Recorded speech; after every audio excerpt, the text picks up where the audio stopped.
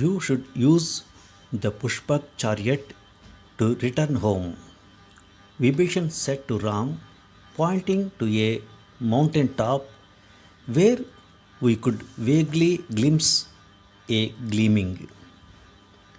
It would be the fastest and quickest way. The chariot knows all places in the three worlds. All you would have to do is to speak your destination and it would take you to Ayodhya. Is it still here? Ram asked in surprise. I thought it would have gone back to the heavens. Doesn't it belong to the gods? It does indeed, Vibhishan said. But for some reason, it has remained in Lanka. Let us get it ready. Here, however, he ran into a problem. No one was able to get into the chariot. Vibhishan's best men, the king himself, Lakshman, and even Ram, failed.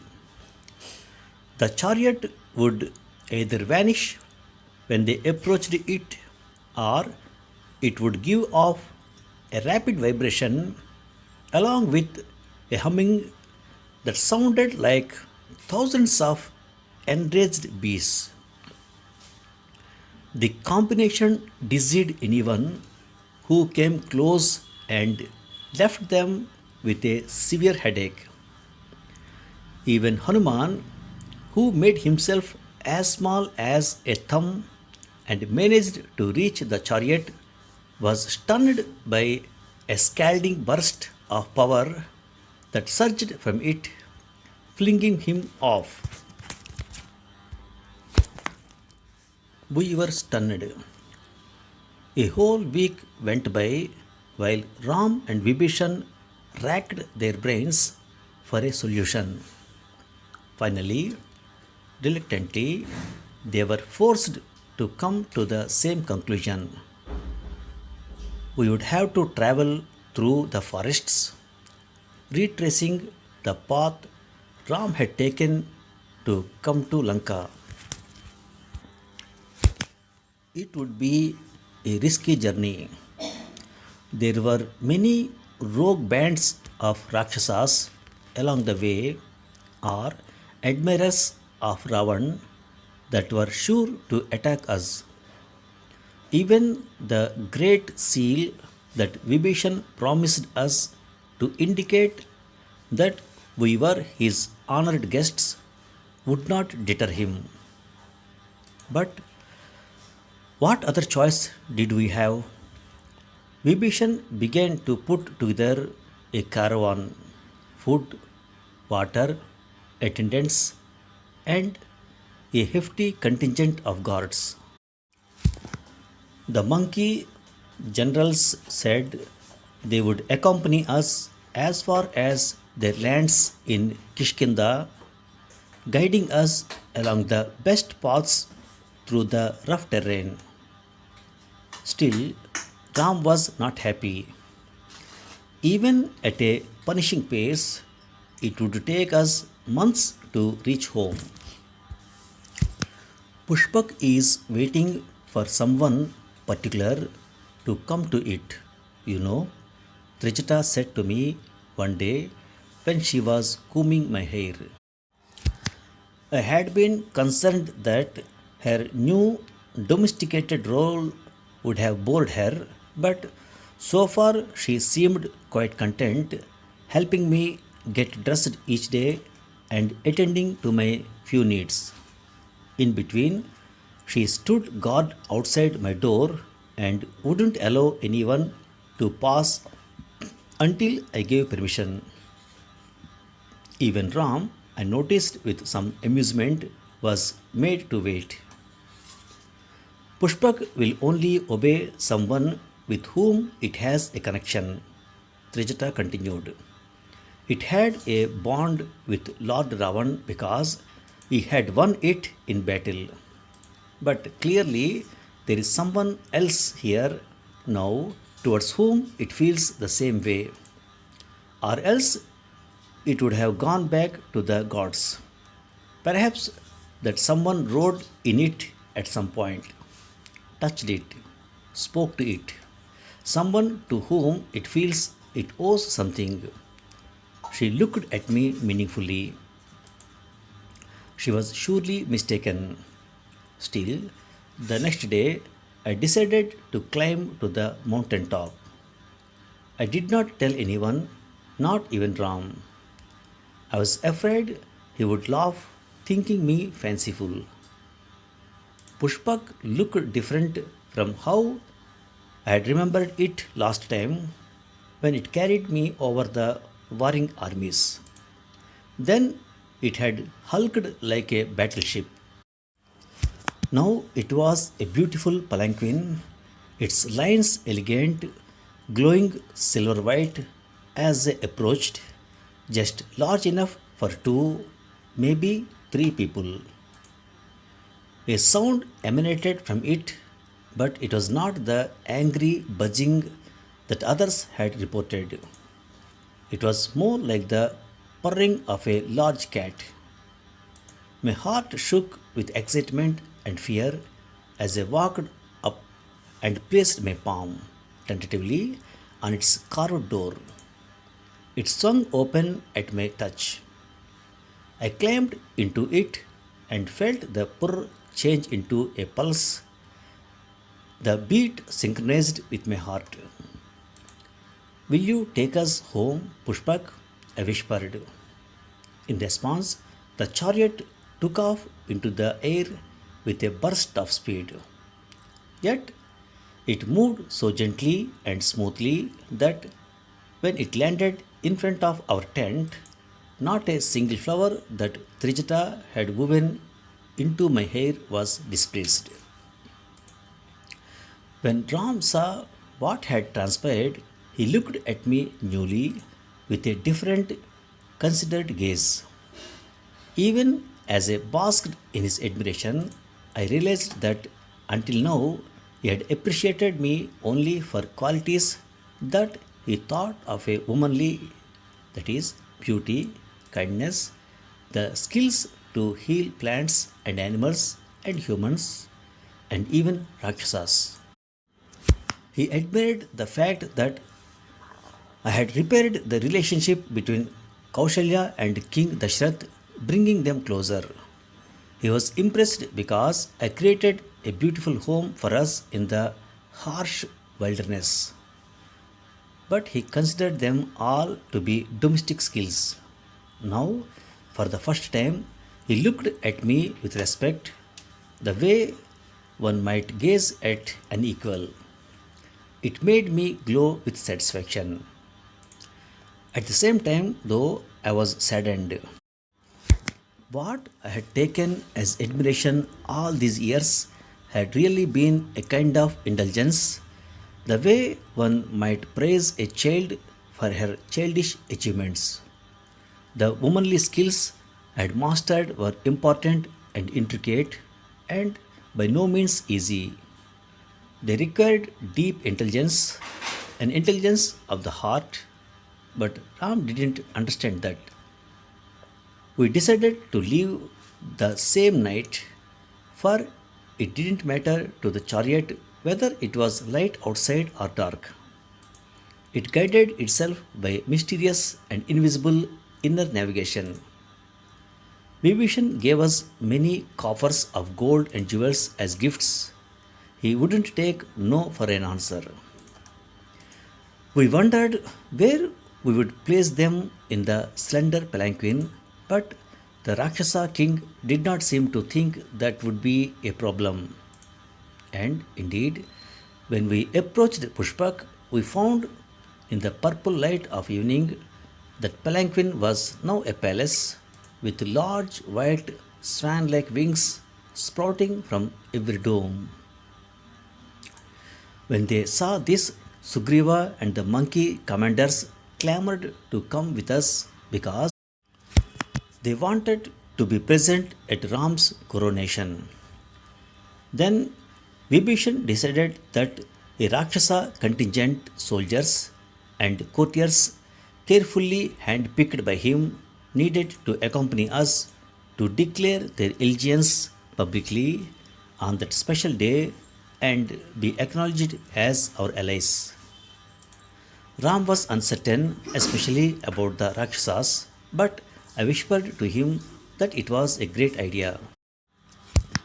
Let the citizens of Ayodhya, whose minds are filled with prejudices, as were ours when we lived within the tight boundaries of what we believed to be the sole civilized world, see beings of other races, I said. Let them realize that these beings, though different, are not necessarily evil or stupid or dangerous, that many are noble and admirable. Let there be goodwill between all creatures in Ram Rajya. Then at least our 14 years of suffering will have wrought some good. Very well, Ram said finally. A cheer went up and we all climbed into Pushpak. Rakshasas and monkeys and bears and us, humans, now no longer enemies. Ram went through the hall, touching a bowed monkey head in blessing, clapping a Rakshasa chief on the shoulder.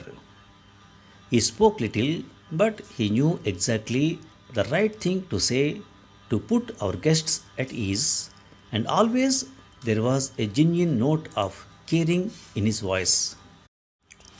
Even after he had moved on, they continued gazing after him, adoration in their eyes.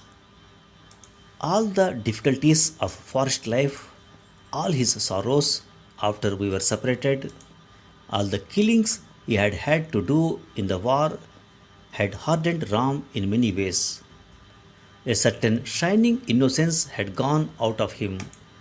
But this quality, this true love for all who were under his care, his sincere desire for their welfare, his wholehearted willingness to give of himself to put them before his own needs had not changed. If anything, it had grown stronger. I watched my husband with an admiration so deep it was like pain. I thought truly he is the perfect king come to earth to teach us all how a ruler must be. When Ram and I entered our chambers, I was surprised and delighted, for Pushpak had transformed it into a forest grove with the exact kind of leaf bed we used to sleep on. No, better, for soon I discovered that it was softer and smoother with no hidden rock lumps underneath to jab suddenly at our unwary bodies. Birds warbled from distant branches and a stream flowed by. A little breeze played around me and I could smell wildflowers. Around the corner was a pond perfect for bathing. I have failed you so many times, he said, and in so many ways. I failed to anticipate Ravan's trickery, failed to protect you from him on that awful day in the forest. For an entire year, while you underwent suffering I can't even imagine, I failed to rescue you. When I finally killed him and saw you face to face, I knew that your emaciated body was clear proof of your faithfulness. I should have praised you and embraced you. Instead, I failed again. I spoke the cruelest words, denouncing you in the harshest way I could think of, forcing you to walk into the fire. And the worst part is, even as my heart was breaking, that is what I hoped you would do. I believed that a miracle would occur because you were innocent. But what if that had not happened? What if you had died? He gave a great shuddering sigh. When you disappeared into the flames, I started shaking so hard I fell to the ground. In that moment, I knew that Without you, my life was not worth living. If you had not stepped out, I was going to throw myself into the fire as well. I no longer cared about Ayodhya or its people. I made my own confessions. I had my mistakes too. Blinded by desire, I sent you away for the golden deer even though you warned me. I chastised and accused Lakshman until he was forced to leave me alone. I too am responsible for what had happened. And in the dark light of my despair, when you seemed so far away, I sometimes lost my faith in you and considered killing myself. If I had not been guarded so vigilantly day and night, who knows, I might have done it. Ram nodded. I need to tell you something else.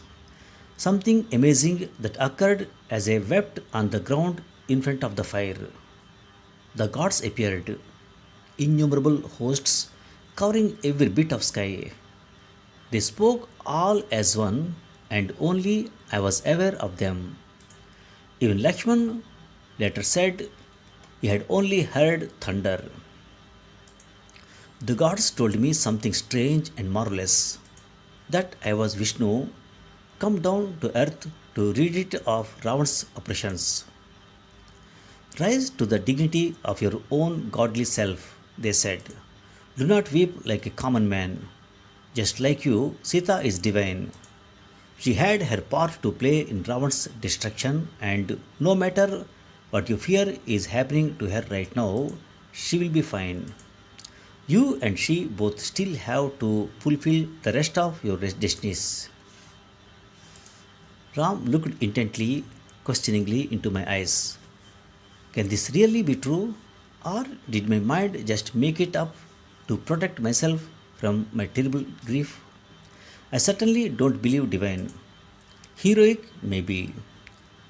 Someone who strives with his whole heart to do the right thing, yes. But no more than that.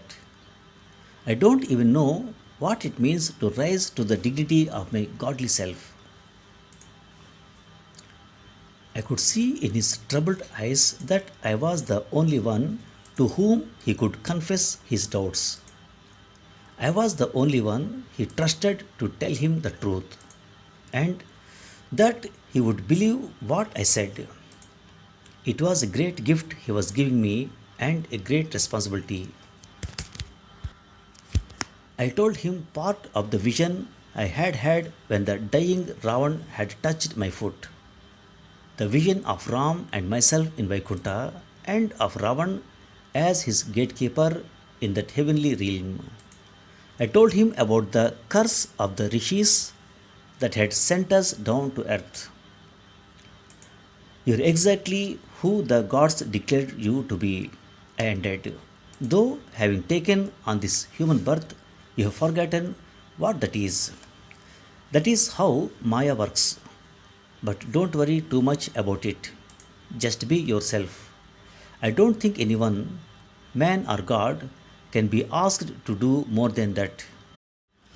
Do your heart says is right. Then you will find yourself naturally aligned with your own divine self. Can gods really come down to earth? Ram asked. Do you feel like a goddess? I believe in the vision of Vaikuntha I was allowed to glimpse. The world is full of divine mystery. You and I have been sent here to do something special, something beyond the removal of the darkness of Ravan embodied. Maybe we are supposed to teach people how to live in peaceful times. What if my heart tells me to live one way and my head another? Ram asked, a crease between his brows. That often happens to me. I sighed. Yes,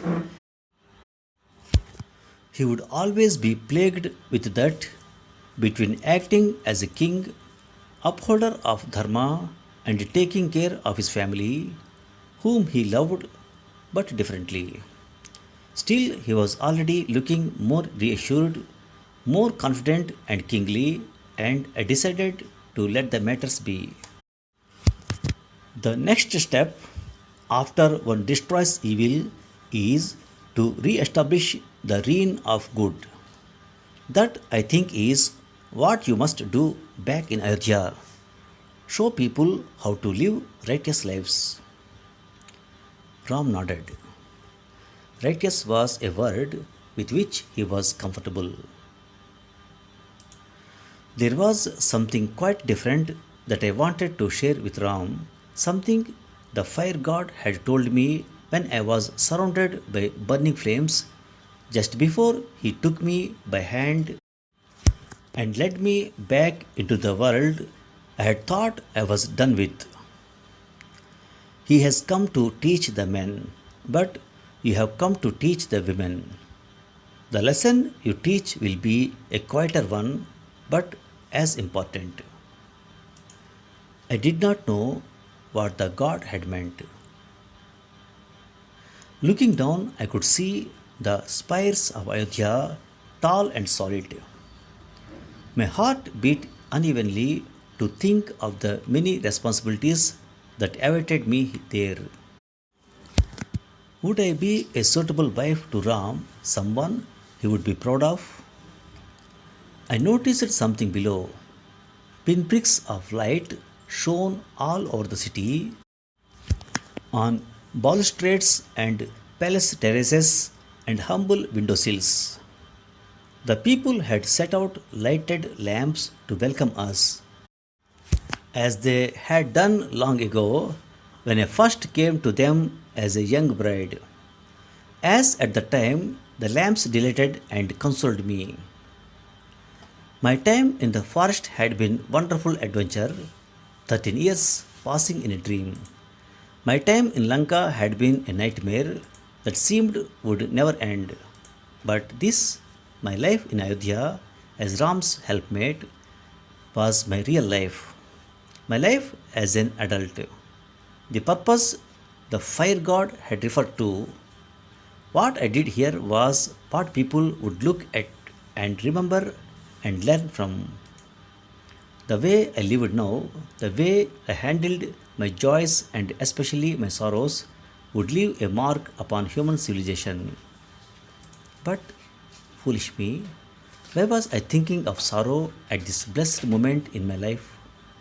How could there be any sorrow as long as Ram was by my side? I was ready. I walked forward with what I hoped was an appropriately regal smile to join my husband as Queen of Koshal. Thanks for listening.